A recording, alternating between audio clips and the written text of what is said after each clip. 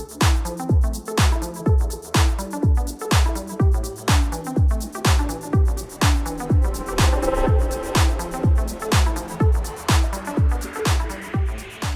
everyone, and welcome back to the Restorantine series, where I interview members, community leaders, and friends of Restore to hear about their experiences during the ongoing COVID quarantine. Now, I've had the chance to talk to a lot of parents who've been doing distance learning with their children over the past several weeks. And for a lot of us, this is spring break, which means that we've had the opportunity to pull back a little bit, rethink our new normal, and just process a little bit of what we've been going through. So I thought it would be interesting to speak to somebody who has a different perspective on distance learning, and that's my good friend, Ruth Kuder. Now, Ruth is the Chief Educational Officer at Eastern Christian, and so her responsibility was to oversee the distance learning initiatives that the school had to undertake in a very short period of time. And so I thought it would be fun to hear from her what some of the challenges and opportunities were from the teaching and administrative side of distance learning, and also to find out how we can encourage the administrators and the faculty of our schools, whether it's Eastern Christian or whatever school we attend, to find out how we can encourage them through this time. So I had the opportunity to have that conversation, and I hope you enjoy it. Hi, Ruth. Good morning. Thanks for making some time to have this conversation. I know that I'm on spring break right now, and I don't know if you have much of a spring break this year. Well, we're still working through our spring break. There's still quite a lot of work to do at Eastern Christian. So now, what's your exact job title? Some people most of us watching this are going to know who you are. We go to church with you. We understand your role. But if anybody's watching it who doesn't know what you do, why don't you share that with us? So I'm currently serving as a Chief Education Officer for the school, and I'm responsible for providing leadership and oversight of the educational programming at the school. So that would be working with the principals on all levels in the international program and extended learning to support them and provide direction. Now, this is just more of a personal question, but I had this thought as I was thinking about talking to you because your husband, Rich, was working overseas up until December for the most part. And then now you guys have been jammed into the house again. You went from like extreme social distancing to like, now you're on top of each other all the time. So that's interesting in a couple of ways. So he's been setting up a school in China over the course of the past year. We've said a number of times how glad we are that he's back for this whole period of time. But the really interesting thing about that is the school that he set up closed in mid-January and moved into a remote learning environment about 6 weeks before we did, because of course this whole pandemic hit China first and then kind of moved in our direction. So I had the unique vantage point of being able to watch him get a school up and running remotely about 6 weeks before we had to even consider that possibility. So it was really providential because I could tap into all the experience, all the things they did well, all the lessons that they learned, and see how they might apply in our context. And so we actually met on February 28th. He was happy to come join our administrative team and talk about his experience and give us some things to be thinking about, things that we could implement in our context, which is really different than the context he's in. And it was just a really tremendous opportunity that was unique, really, because he was home and because we could apply what he had learned to our situation. So you really hit the ground running. I mean, you had probably more preparation than a lot of other schools had. But you still had to go through this transition of, okay, we're brick and mortar, where everybody's coming into the building, traditional school setting. What was that run up like to get everybody ready to go and be remote? Yeah, so it's a really great question. So when we first met on February 28th, frankly, it seemed like a not very likely possibility. I mean, who could imagine that we would be in the situation we found ourselves in? But we started planning for the contingency. We spent several hours on that afternoon. And then over the course of the next couple of weeks, we started taking next steps to get our teachers and our families prepared for this as a possibility. So we offered a number of in-house sessions that would help teachers understand the technology, that would give them sort of a crash course in how to set up lessons online. And we were also able to prepare our students by ensuring, we checked to make sure that everybody had adequate technology. We supported families who might need some additional devices because they had multiple kids and they just couldn't do it with what they had in their homes. So those few weeks leading up to when we closed school were a little bit frenetic. But I have to say, the work that we have been doing over the course of the past 10 years to help teachers be equipped for a different kind of learning has really proven to be tremendously helpful. We didn't start talking about this 2 weeks ago or 3 weeks ago. We've been talking about this for a decade.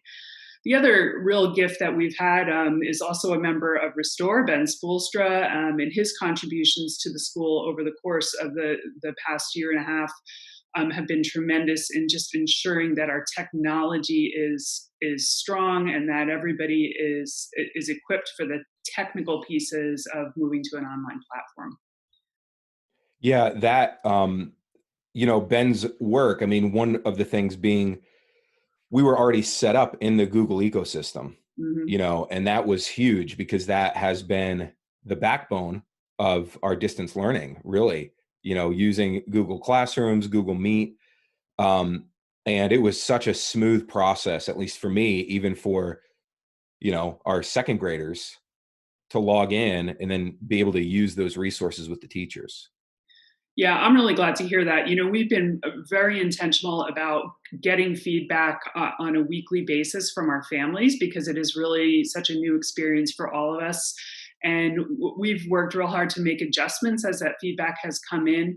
And if you filled out that questionnaire, we're asking about technology, and that has gone very, very smoothly. We've responded to feedback and made some adjustments in some other areas, but that which could have been a major barrier to families being able to access the education, has really gone very well. Mm-hmm. Now, you mentioned, families needing devices, obviously, but I think something that depending on, I'm not watching the teachers. I suppose my children recognize this, but, the teachers are remote too. It's not Mm-hmm. like there's a studio somewhere that they're in and teaching from and broadcasting it out, which would be an ideal setup. They have to also be remote. So, what was, obviously, what was that training like? Obviously, everybody's in a different spot. Hopefully everybody had technology, but they all have to bring a computer home with a webcam and know what they're doing. What was that like? So, I think one of the things that we provided, people come into this with varying levels of experience and proficiency. And one of the things that was really clear was that the people who were proficient in this really worked to come alongside the people who had a little bit steeper learning curve. And that happened really organically. And it happened, teachers helping teachers get this going, and then administrators and the other media specialists and tech people just literally, when class started, text me if there's an issue. I'll pop into the classroom and I'll see what I need to do to support you to get this up and running. Yeah, that's incredible. It's really a testament, I think, to the camaraderie and the teachers and their willingness and to work with one another and get this going. You know, uh, Not every school is running the kind of synchronous or live time that we are, and it certainly is more work than providing families with sort of packets of information that they can work through independently. But it was so important because as we thought about going to remote learning, we really wanted to honor our core values. We wanted to honor who we are, what our beliefs are as an institution, and we believe so strongly in community, and we really wanted to give families and teachers and students the opportunity to engage in that community on a daily basis, even though we were remote from each other. And that's one of the pieces of feedback that we've gotten over and over again, how valuable that time is, for our students, for our teachers, for our families. You know, we believe that we are here to partner with families and to partner with churches. And it's been really moving to hear families talk about what it's like to have literally an open window into their child's classroom, to hear what it's like to have circle time in the morning, to hear high school students share prayer requests, to hear students and teachers praying together, and to have, for teachers to have some insight into, the background of a student's home and the Yeah. pets that might be scampering past, and the siblings and the families. And so it's highlighted that partnership that's so valuable to us in ways that we never could have imagined before. Yeah. And that's one of the reasons, as I've seen that, and my kids experiencing that, where I try to avoid using the term homeschooling. I think that's what people, we default to, because we're like, well, they're home and they're going through school. And early on, Christy and I talked about this, and I said, this is not homeschooling. This is distance learning or remote learning. The teachers in the school are still taking on a significant role in teaching the kids. And like you said, I've seen it with other schools, and EC's doing a phenomenal job. So I'm guiding in partnership with the school, but the schooling is happening from Eastern Christian. I'm really glad to hear that. I know it does present challenges for families, and I think that's one of the things that we recognize is families are juggling multiple kids. They're juggling their own job responsibilities, and so there's it's a whole new reality for families. I think everybody's really happy to be on spring break this week, to take a little bit of a breather from that responsibility. And I think the other message to families is that we all get it, right? We all understand, and we're flexible, and we're really willing to work with families to help them get done what they need to. Yeah, and I think it's important to remember most of the teachers have kids at home too, that they are either trying to guide or just watch, if they're not school age or whatever. So they're working around all those same challenges. And we had parent-teacher conferences for our elementary school kids this last week. And again, it was such a different, even vibe in those meetings, because there was a sense of like, hey, we're all in this together. And as a result, I think just the level of grace that everyone has for each other is really comforting. Yeah. It's just been, families have been so encouraging to our teachers who are working so hard. And I think the teachers are really working hard to encourage the families, because we just recognize what a unprecedented challenge it is for all of us. What's the morale of the teachers? Are they all pretty encouraged? Like, I mean, I'm sure they're like spring break, thank God, take a break, but are they pretty encouraged? Is there still a good spirit there? The esprit de corps of the teachers has been fantastic, but they are working very, very hard. It's like being a first year teacher all over again. And for anybody who's in education, everybody recognizes that that's sort of a benchmark that nobody ever wants to go through again. But they've risen to the occasion in amazing ways. Yeah, there's zero training for this. I mean, there's no training for remote learning. It's the same thing I say, to friends in church ministry. There was no class on this. This is, everybody's making it up as we go. And they've been doing a great job. The teachers have. So what are some of the opportunities now that you see? I mean, has anything emerged for you now that we're doing this distance learning that you say, wow, I may not have ever seen this opportunity had it not been for this forced distancing? I think it's something we've been thinking about a lot. We've kind of been in sprint mode for what, could turn into a little bit more of a marathon. Yeah. I was going to say, what's between a sprint and a marathon? A light jog? I don't know. Okay. Yeah. And I think that the administrative team is meeting throughout spring break, and we're talking about what some of the opportunities are in this whole experience. It's causing us to rethink a lot of things. You know, how much do our bodies need to be in the buildings? We've assumed that that's necessary. Is it the case? How are some other ways what are some other ways we could provide a model of Christian education that might look different than what we've imagined it's looked like before? Yeah.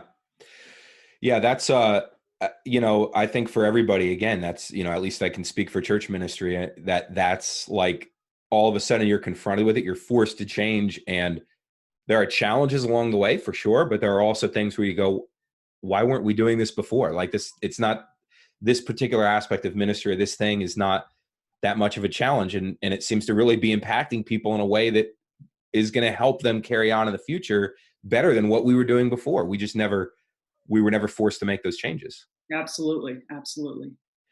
So how can we encourage the administrators, the teachers, not just at Eastern Christian, but I mean, if people are watching this, they go to another school, how can we just encourage them going forward?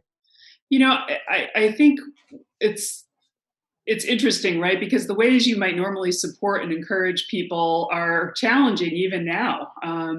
But I think, those words of encouragement, an email to a teacher, a note to a teacher, I think it means a tremendous amount to share stories of your students' learning, of their spiritual growth, of the kinds of things that you're observing in your homes is tremendously, tremendously encouraging for teachers. And as we head past spring break, we're going to be moving into where the novelty is worn off, and things could start to get into a little bit of a rut. And so I think we're going to want to think about how we continue to find those opportunities as we move forward.